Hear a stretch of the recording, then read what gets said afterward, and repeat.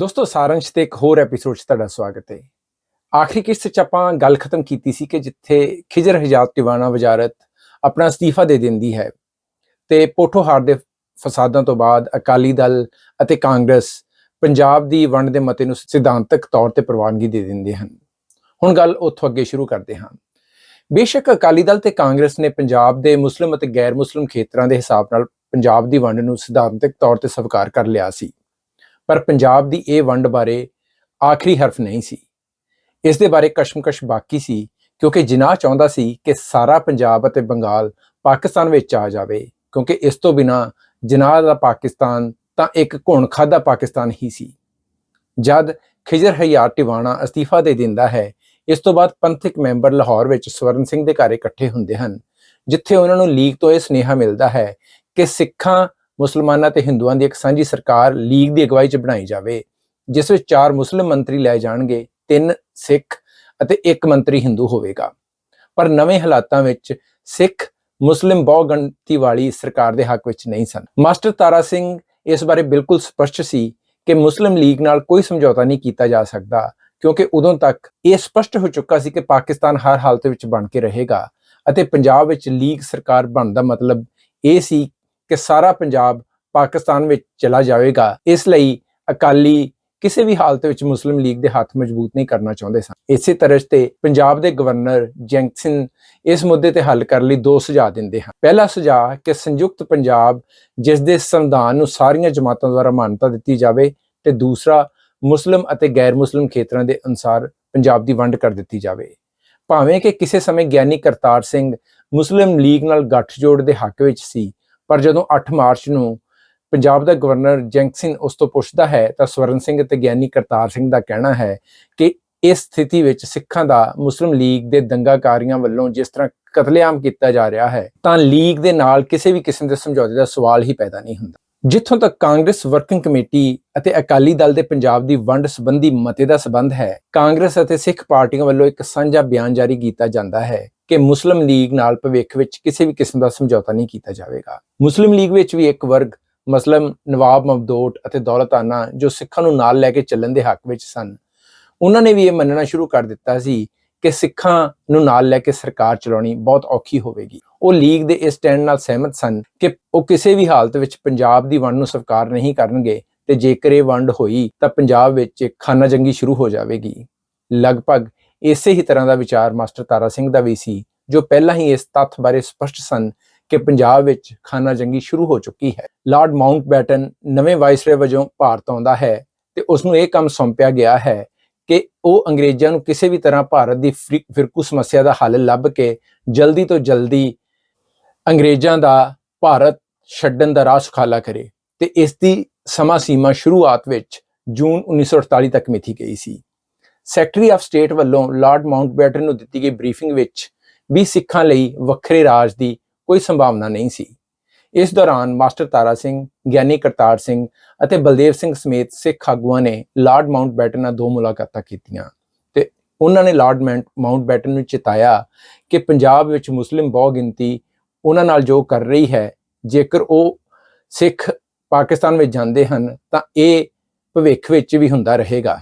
ਤੇ ਸਿੱਖ ਕਦੇ ਵੀ ਮੁਸਲਿਮ ਬਹੁਗਿਣਤੀ ਦੇ ਰਾਜ ਦੇ ਅਧੀਨ ਨਹੀਂ ਹੋਣਾ ਚਾਹੁੰਦੇ ਤੇ ਆਖਰੀ ਸਾਹ ਤੱਕ ਆਪਣੇ ਹੱਕਾਂ ਲਈ ਲੜਨ ਲਈ ਤਿਆਰ ਹਨ। ਇਸ ਦੌਰਾਨ ਸਿੱਖ ਆਗੂਆਂ ਨੇ ਲਾਰਡ ਮਾਊਂਟਬੈਟਨ ਨੂੰ ਕ੍ਰਿਪਸ ਮਿਸ਼ਨ ਤੋਂ ਲੈ ਕੇ ਕੈਬਨਿਟ ਮਿਸ਼ਨ ਤੱਕ ਸਿੱਖਾਂ ਨਾਲ ਵਾਰ-ਵਾਰ ਕੀਤੇ ਉਹ ਵਾਅਦੇ ਵੀ ਯਾਦ ਕਰਵਾਏ ਕਿ ਉਹਨਾਂ ਦੇ ਹਿੱਤਾਂ ਦੀ ਹਰ ਕੀਮਤ ਤੇ ਰਾਖੀ ਕੀਤੀ ਜਾਵੇਗੀ। ਅਪ੍ਰੈਲ ਅਤੇ ਮਈ 1947 ਦੇ ਮਹੀਨਿਆਂ ਵਿੱਚ ਜਦੋਂ ਜਿਨਾਹ ਨੂੰ ਇਹ ਸਪਸ਼ਟ ਹੋ ਗਿਆ ਸੀ ਕਿ ਮੁਲਕ ਵੰਡ ਵੱਲ ਵਧ ਰਿਹਾ ਹੈ, ਤਾਂ ਉਸ ਦੀ ਸਭ ਤੋਂ ਵੱਡੀ ਕੋਸ਼ਿਸ਼ ਇਹ ਸੀ ਕਿ ਸਮੁੱਚਾ ਪੰਜਾਬ ਅਤੇ ਬੰਗਾਲ ਪਾਕਿਸਤਾਨ ਦਾ ਹਿੱਸਾ ਬਣ ਜਾਵੇ। ਜਿਨਾਹ ਨੇ ਇਹ ਕਹਿ ਕੇ ਆਪਣੀ ਲੜਾਈ ਸ਼ੁਰੂ ਕੀਤੀ ਸੀ ਕਿ ਹਿੰਦੁਸਤਾਨ ਵਿੱਚ ਮੁਸਲਮਾਨ ਖਤਰੇ ਵਿੱਚ ਹਨ, ਤੇ ਬਾਅਦ ਵਿੱਚ ਆਸਾਨੀ ਨਾਲ ਇਸ ਲੜਾਈ ਨੂੰ ਇਸਲਾਮ ਖਤਰੇ ਵਿੱਚ ਹੈ ਤਬਦੀਲ ਕਰ ਦਿੱਤਾ ਸੀ। ਉਸ ਨੂੰ ਇਹ ਵੀ ਪਤਾ ਸੀ ਕਿ ਆਉਣ ਵਾਲੇ ਸਮੇਂ ਵਿੱਚ ਪਾਕਿਸਤਾਨ ਵਿੱਚੋਂ ਬਹੁਤ ਸਾਰੇ ਮੁਸਲਮਾਨ ਬਾਹਰ ਹਿੰਦੁਸਤਾਨ ਵਿੱਚ ਰਹਿ ਜਾਣਗੇ, ਪਰ ਉਹ ਉਹਨਾਂ ਮੁਸਲਮਾਨਾਂ ਦੀ ਕੁਰਬਾਨੀ ਦੇਣ ਲਈ ਤਿਆਰ ਸੀ। ਹੁਣ ਉਸ ਦੀ ਲੜਾਈ ਇਹ ਸੀ ਕਿ ਉਹ ਪਾਕਿਸਤਾਨ ਦਾ ਜੁਗਰਾਫੀਆ ਕਿੰਨਾ ਵੱਡਾ ਕਰ ਸਕਦਾ ਸੀ। ਇਸ ਲਈ ਉਹ ਪਹਿਲਾਂ ਰਾਜਪੂਤਾਨੇ ਦੀਆਂ ਰਿਆਸਤਾਂ ਦੇ ਹਿੰਦੂ ਰਾਜਿਆਂ ਤੇ ਡੋਰੇ ਪਾ ਰਿਹਾ ਹੈ ਅਤੇ ਸਿੱਖ ਰਿਆਸਤਾਂ ਤੇ ਵੀ। ਉਹ ਸਿੱਧੇ ਤੌਰ ਤੇ ਇਸ ਮਾਡਲ ਤੇ ਕੰਮ ਕਰ ਰਿਹਾ ਸੀ ਕਿ ਭਵਿੱਖ ਵਿੱਚ ਜਿੰਨੀਆਂ ਵੀ ਰਿਆਸਤਾਂ ਭਾਰਤ ਤੋਂ ਬਾਹਰ ਹੋਣਗੀਆਂ, ਭਾਰਤ ਕਮਜ਼ੋਰ ਹੋਵੇਗਾ ਤੇ ਪਾਕਿਸਤਾਨ ਮੁਕਾਬਲਤਨ ਮਜ਼ਬੂਤ ਹੋਵੇਗਾ। ਜਿਨਾਹ ਦੀ ਯੋਜਨਾ ਵਿੱਚ ਸਿਰਫ ਕਸ਼ਮੀਰ ਹੀ ਨਹੀਂ ਸੀ, ਸਗੋਂ ਹੈਦਰਾਬਾਦ ਵੀ ਸੀ, ਜੋ ਪੱਛਮੀ ਅਤੇ ਪੂਰਬੀ ਪਾਕਿਸਤਾਨ ਵਿਚਕਾਰ ਇੱਕ ਕੋਰੀਡੋਰ ਵਜੋਂ ਕੰਮ ਕਰੇਗਾ ਤੇ ਇਹ ਰਾਜਪੂਤਾਨੇ ਅਤੇ ਪੰਜਾਬ ਦੀਆਂ ਹਿੰਦੂ ਰਿਆਸਤਾਂ ਲਈ ਵੀ ਉਸੇ ਟੈਂਪਲੇਟ ਦੀ ਵਰਤੋਂ ਕਰ ਰਿਹਾ ਸੀ, ਜਿਸ ਤਹਿਤ ਉਹ ਇਹਨਾਂ ਰਿਆਸਤਾਂ ਨੂੰ ਆਜ਼ਾਦੀ ਦੇਣ ਦਾ ਵਾਅਦਾ ਕਰਨ ਤੋਂ ਵੀ ਸੰਕੋਚ ਨਹੀਂ ਸੀ ਕਰ ਰਿਹਾ। ਇਸ ਸੰਬੰਧ ਵਿੱਚ ਮਈ 1947 ਦੇ ਤੀਜੇ ਹਫ਼ਤੇ ਮਹਾਰਾਜਾ ਪਟਿਆਲਾ ਅਤੇ ਲਿਆਕਤ ਅਲੀ ਖਾਨ ਅਤੇ ਜਿਨਾਹ ਵਿਚਕਾਰ ਇੱਕ ਮੀਟਿੰਗ ਰੱਖੀ ਜਾਂਦੀ ਹੈ। ਇਹਨਾਂ ਵਿੱਚ ਹੋਈਆਂ ਦੋ ਮੀਟਿੰਗਾਂ ਬਹੁਤ ਅਹਿਮ ਹਨ, ਜਿਸ ਵਿੱਚ ਜਿਨਾਹ ਪਟਿਆਲਾ ਦੇ ਮਹਾਰਾਜੇ ਨੂੰ ਦੋ ਸੁਝਾਅ ਦਿੰਦਾ ਹੈ। ਪਹਿਲਾ ਸੁਝਾਅ ਰਾਜਸਥਾਨ ਬਾਰੇ ਹੈ, ਜਿਸ ਵਿੱਚ ਰਾਜਪੂਤਾਨੇ ਦੀਆਂ ਸਾਰੀਆਂ ਰਿਆਸਤਾਂ ਆਜ਼ਾਦ ਹੋ ਕੇ ਸ਼ਾਮਲ ਹੋਣਗੀਆਂ, ਤੇ ਦੂਸਰਾ ਸੁਝਾਅ ਇੱਕ ਵੱਖਰੇ ਸਿੱਖ ਰਾਜ ਬਾਰੇ ਹੈ, ਜਿਸ ਵਿੱਚੋਂ ਦੱਖਣੀ ਪੰਜਾਬ ਦੇ ਇੱਕ ਦੋ ਜ਼ਿਲ੍ਹੇ ਬਾਹਰ ਰਹਿਣਗੇ। ਇਹ ਵੱਖਰੇ ਰਾਜ ਦਾ ਨਿਯੋਤਾ ਵੀ ਮਹਾਰਾਜਾ ਪਟਿਆਲਾ ਨੂੰ ਸੰਤੁਸ਼ਟ ਨਹੀਂ ਕਰ ਸਕਿਆ, ਕਿਉਂਕਿ ਮਹਾਰਾਜਾ ਪਟਿਆਲਾ ਸਪਸ਼ਟ ਸੀ ਕਿ ਜੋ ਵੀ ਜ਼ੁਲਮ ਜਾਂ ਦੰਗੇ ਪੋਠੋਹਾਰ ਵਿੱਚ ਸਿੱਖਾਂ ਉੱਤੇ ਹੋ ਰਹੇ ਹਨ, ਉਹ ਮੁਸਲਿਮ ਲੀਗ ਦੀ ਸ਼ਹਿ ਉੱਤੇ ਕੀਤੇ ਜਾ ਰਹੇ ਹਨ। ਇਸ ਵਿੱਚ ਮਹਾਰਾਜਾ ਪਟਿਆਲਾ ਜਿਨਾਹ ਦੀ ਪੇਸ਼ਕਸ਼ ਲਈ ਧੰਨਵਾਦ ਕਰਦੇ ਹੋਏ ਉਸ ਨੂੰ ਪੁੱਛਦਾ ਹੈ ਕਿ ਤੁਹਾਡੇ ਪਾਕਿਸਤਾਨ ਵਿੱਚ ਸਰਕਾਰ ਹੋਵੇਗੀ, ਸੰਸਦ ਹੋਵੇਗੀ ਅਤੇ ਫੌਜ ਹੋਵੇਗੀ, ਪਰ ਇਸ ਸਭ ਵਿੱਚ ਸਿੱਖਾਂ ਦਾ ਕੀ ਹਿੱਸਾ ਹੋਵੇਗਾ? ਜਿਨਾਹ ਜਵਾਬ ਦਿੰਦਾ ਹੈ ਕਿ ਤੁਸੀਂ ਜੋ ਵੀ ਮੰਗੋ, ਮੈਂ ਇੱਕ ਕੋਰੇ ਕਾਗਜ਼ ਉੱਤੇ ਦਸਤਖਤ ਕਰਕੇ ਦੇਣ ਲਈ ਤਿਆਰ ਹਾਂ। ਇਸ ਤੇ ਮਹਾਰਾਜਾ ਪਟਿਆਲਾ ਕਹਿੰਦਾ ਹੈ ਕਿ ਅਸੀਂ ਇਸ ਖੁੱਲੇ ਦਿਲ ਵਾਲੀ ਪੇਸ਼ਕਸ਼ ਲਈ ਤੁਹਾਡਾ ਬਹੁਤ-ਬਹੁਤ ਧੰਨਵਾਦ ਕਰਦੇ ਹਾਂ, ਪਰ ਖੁਦਾ ਨਾ ਖਾਸਤਾ ਕੱਲ ਨੂੰ ਤੁਹਾਡੇ ਨਾਲ ਕੁਝ ਹੋ ਜਾਵੇ ਤੇ ਤੁਹਾਡੇ ਵੱਲੋਂ ਕੀਤੇ ਹੋਏ ਵਾਅਦੇ ਪੂਰੇ ਕਰਨ ਦਾ ਸਮਾਂ ਆਵੇ, ਤਾਂ ਇਸ ਗੱਲ ਦੀ ਕੀ ਗਰੰਟੀ ਹੈ ਕਿ ਤੁਹਾਡੇ ਜਾਨਸ਼ੀਨ ਕੀਤੇ ਹੋਏ ਵਾਅਦਿਆਂ ਨੂੰ ਪੂਰਾ ਕਰਨਗੇ? ਜਿਨਾਹ ਇਸ ਗੱਲ ਦਾ ਜਵਾਬ ਦਿੰਦਾ ਹੈ, ਮੇਰੇ ਦੋਸਤ, ਮੇਰੇ ਵੱਲੋਂ ਪਾਕਿਸਤਾਨ ਵਿੱਚ ਕੀਤਾ ਹਰ ਵਾਅਦਾ ਰੱਬ ਵੱਲੋਂ ਕੀਤੇ ਗਏ ਵਾਅਦੇ ਦੇ ਬਰਾਬਰ ਹੋਵੇਗਾ, ਜਿਸ ਤੋਂ ਕੋਈ ਵੀ ਪਿੱਛੇ ਹਟਣ ਦੀ ਹਿਮਾਕਤ ਨਹੀਂ ਕਰੇਗਾ। ਇੱਥੇ ਦੱਸਣ ਦੀ ਲੋੜ ਨਹੀਂ ਕਿ Maharaja Patiala chamber of princes ਦਾ ਪ੍ਰਧਾਨ ਵੀ ਸੀ ਤੇ ਉਹ ਜਾਣਦਾ ਸੀ ਕਿ ਜਿਨਾਹ ਇਹ ਵਾਅਦੇ ਹਿੰਦੂ ਰਾਜਪੂਤ ਰਿਆਸਤਾਂ ਦੇ ਰਾਜਿਆਂ ਨਾਲ ਵੀ ਕਰ ਰਿਹਾ ਸੀ, ਅਤੇ ਸਿੱਖ ਕੌਮ ਵਿੱਚ ਲੀਗ ਪ੍ਰਤੀ ਬੇਵਸਾਈ ਦਾ ਆਲਮ ਐਸਾ ਸੀ ਕਿ ਜਿਨਾਹ ਦੇ ਕਿਸੇ ਵੀ ਵਾਅਦੇ ਬਾਰੇ ਸਿੱਖਾਂ ਦਾ ਸ਼ੱਕੀ ਹੋਣਾ ਬਹੁਤ ਸੁਭਾਵਕ ਸੀ। ਇਹ ਦੱਸਣਾ ਬੇਲੋੜਾ ਨਹੀਂ ਹੈ ਕਿ ਜਿਹੜੀ ਸੁਰੱਖਿਆ ਜਿਨਾਹ ਭਾਰਤ ਵਿੱਚ ਮੁਸਲਮਾਨਾਂ ਲਈ ਇੱਕ ਘੱਟ ਗਿਣਤੀ ਵਜੋਂ ਮੰਗ ਰਿਹਾ ਸੀ, ਉਹੀ ਸੁਰੱਖਿਆ